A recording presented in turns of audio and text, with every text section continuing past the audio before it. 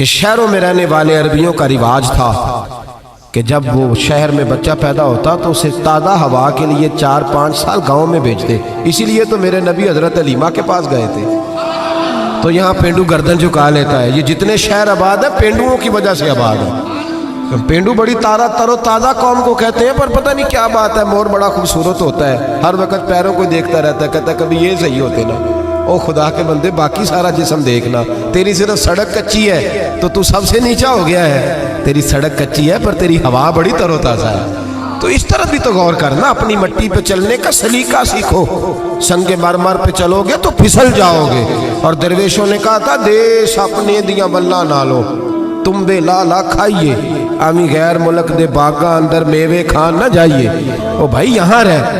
وہ سیابی آیا کرتے تو حضور فرماتے یہ نا میرا پینڈو ہے, میں اس کا شہر. وہ آتے تو عجیب و غریب ہی باتیں کرتے. کئی پوچھتے کھانا کیا ہے, سویرے کیا کھایا تھا. اب میرے مریدوں میں سے شاگردوں میں سے کوئی آ کے کہے استاد جی سویرے کا کھایا تھا, میں کہوں گا تیرا دماغ ٹھیک ہے, جو بھی کھایا تھا تو وہ کون ہوتا ہے پوچھنے والا. لیکن وہ عجیب و غریب سوال کرتے. میرے نبی کریم مسکرا کے جواب دیتے. یہ اخلاق ہے. یہ کہ اب تو خیر پیروں کا تو رواج ہی بڑا انوکھا ہے. یہاں تو مرید جب داخل ہو خانقاہ پہ تو 5000 کا نوٹ پہلے نکال دے, پھر تو ہو سکتا ہے شفقت کھل جائے ساری, پھر تو ماحول صحیح ہو جائے.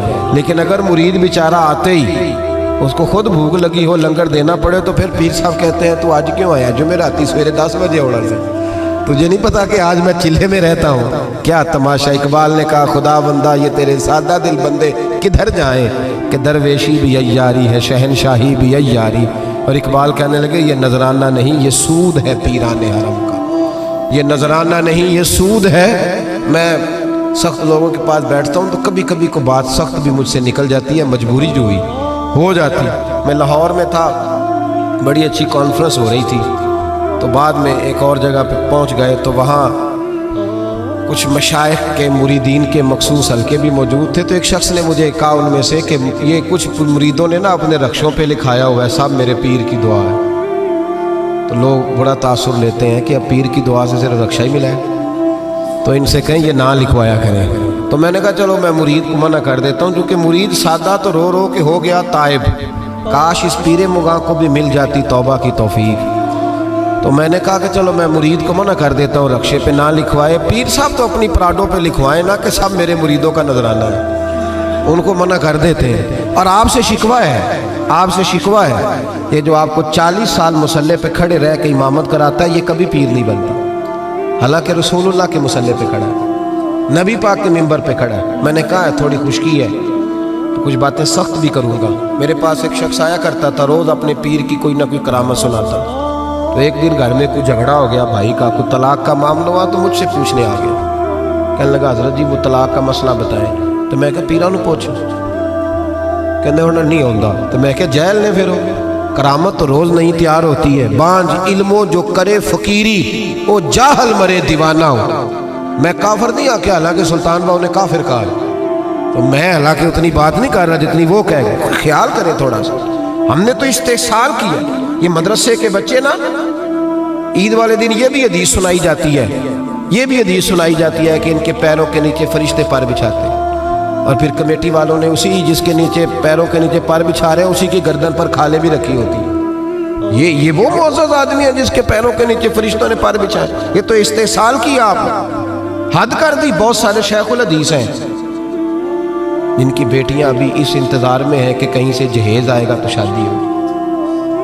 میں ایسے لوگوں کو جانتا ہوں جنہوں نے 40 سال فقہ پڑھائی لیکن اپنا مکان نہیں مل سکا, اور انفرادی پیروں کو اور بے شرع نعت خوانوں کو اور جاہل خطیبوں کو آپ نے رئیس اعظم کر دیا.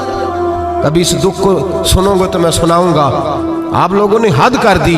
یہ ربیع الاول آتا ہے تو ریٹ لگتے ہیں, بولیاں لگتی ہیں. ڈرو اللہ تعالیٰ سے, ڈرو. جو آپ کو ہر جمعے رسول اللہ کا دین سناتا ہے وہ بھی نبی پاک کا نمائندہ ہی ہے. کبھی آگے بڑھ کے اس کا بھی حال پوچھ لیا کرو. ہم تو سوٹ دیتے ہیں قاری صاحب کو 27ویں رات کو, اسی 27ویں کو دیتے ہو نا تاکہ نہ کوئی درزی پکڑے نہ کوئی سی کے دے. وہ پہننا نہ لے کے عید والے دن نیا جوڑا ہمارے برابر نہ ہو جائے, اس لیے 26ویں روزے دیتے ہو. ان کی قدر کرو. آستانے ہر گاؤں میں بہت بڑا گنبد دربار کا تو نظر آتا ہے, پر مدرسے دے آباد, مدرسے خدا कोई शक नहीं कि हमारे अंदर कोताहियाँ आई हैं, पर कभी इन तालिब इल्मों का हाल भी देखो। एक मोहतमिम साहब तंजीमुल मदारस की मीटिंग थी तो कह रहे थे मैंने कभी मदरसे का खाना नहीं खाया आज तक। तालिब इल्म मैं बड़ा नेक हूँ, तो मैंने कहा जनाब आप इस तरह करें कि वाला तकवा छोड़ दें, सवेरे से मदरसे का ही खाना खाएं ताकि पता चले मदरसे में पकता क्या है, आप सुबह से वही खाएं ताकि आपको ख्याल आए। बहरहाल मैं बात दूर नहीं लेके जाता, मैं आपको समझा रहा हूँ कि दीन को उसकी असल बुनियाद पर, असल वो सियाबी आया करते तो नबी पाक को हंसाया करते और ऐसे ऐसे अजीब सवाल करते, हुजूर बड़ी तसल्ली से जवाब देते। हज़रत उमर फारूक फरमाते हैं जब हुजूर कभी परेशान होते तो हमारा दिल करता वो पेंडू कभी आ जाए ना, वो कभी आ जाए ना आज तो महबूब को हंसाए, आ जाए कभी। वो कभी कभी आते करते पता क्या, अल्लाह के महबूब सदका कबूल नहीं करते थे, नजराना ले लेते थे, इसीलिए मांगना मना है। और अगर कोई खुद दे तो नबी पाक ने फरमाया ये समझो तुम्हें अल्लाह ने अता किया है, ये खुद दे, ये बुखारी है। अगर आप खुद से आ जाए तो वो अताए खुदाबंदी, तो हुजूर को कोई तोहफा देता, नजराना देता तो कबूल कर लेते। वो अक्सर ना ताज़े फल लाते, सब्जियां लाते खरीद के, हुजूर जब तनावुल कर लेते तो कहते या रसूल अल्लाह वो दुकानदार के पैसे भी देने, मैं उधार लाया हूँ। तो महबूब फरमाते मैंने तुझे कहा था लाओ, का सोने सारे लाते हैं तो मेरा भी तो दिल करता है ना। तो नबी करीम फरमाने लगे फिर अब क्या करूँ, कहा हुजूर उसके पैसे दे दे, मैंने कहा था मैं हुजूर से कहूँगा पहुँच जाएंगे। तो कहते हैं नबी करीम ना ड्यूटी लगाते हज़रत अबू बकर सिद्दीक की, हुजूर ड्यूटी लगाते हज़रत उमर फारूक की, ड्यूटी लगाते उस्मान गनी मौला अली की। फरमाते मेरा गुलाम ले जा तू पैसे दे के आ। हज़रत अनस बिन मालिक कहते हैं मैंने मदीने की गली में वो वाला रंग भी देखा कि जब वो काला कलोटा हुजूर का वो देहाती गुलाम एक दुकान पे खड़ा होकर सौदा खरीद रहा था, अचानक मेरे नबी करीम आ गए और हुजूर ने पीछे से आके ना उसकी आंखों पे हाथ रख दिया, पीछे से। कभी इतने लाड करता को पीर देखा है मुरीदों के साथ, कोई उस्ताद देखा है कभी? यहाँ तो लोग ज्यादा हाथ चूम ले तो पीर कहते हो जरासीम ना लग जाए। मेरे नबी करीम अलैहिस्सलाम ने हाथ रखे और हुजूर ने फरमाया बूझ भला मैं कौन हूँ, जरा बूझ ना, ये अखलाक है। पेंडू है, उसे बोलना भी नहीं आता, उसे सलीके भी नहीं आते, बूझ भला। तो सहाबा कहते हैं उसने कमर पीछे की अपनी और नबी पाक के अलम नशरा के सीने से रगड़ने लगा, कहने लगा महबूबा मुझे ना आप कहें कि बूझो तो कौन हूँ, हुजूर आप तो 7वीं गली से गुजरे तो मुझे पता चलता है मेरे रसूल गुजर गए, या रसूल अल्लाह मुझे पता चल जाता है, मुझे पता है आप कौन है। मेरे नबी करीम ने ना इधर देखो हाथ थाम के ना उनका बुलंद किया, फरमाया ये गुलाम मैंने बेचना है, कोई खरीदेगा? ये मैंने बेचना है, कोई खरीदेगा इसे? ये मैंने बेचना है।